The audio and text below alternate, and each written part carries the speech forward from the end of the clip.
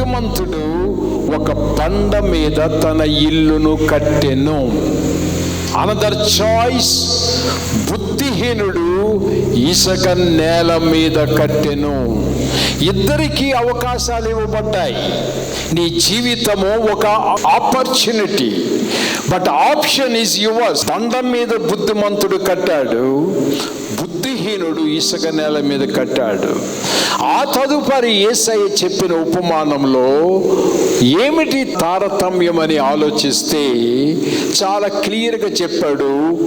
వాన కురిసెను, రాకసి అలలు కొట్టెను, గాలి బీభత్సముగా వీచెను,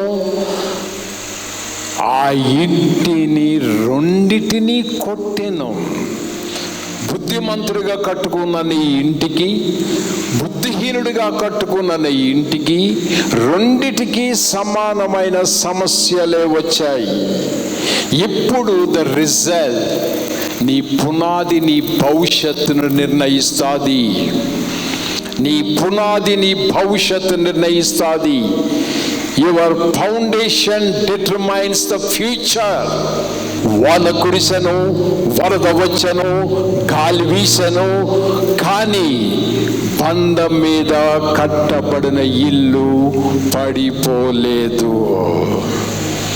అదే ఇల్లు ఇసుక నేల మీద కట్టబడెను, గాలి వీచెను, వరద వచ్చెను, వాన కురిసెను, ఆ ఇల్లు కూలెను. ఏమి ఆధ్యాత్మిక పాఠాలు నేర్చుకుందాం.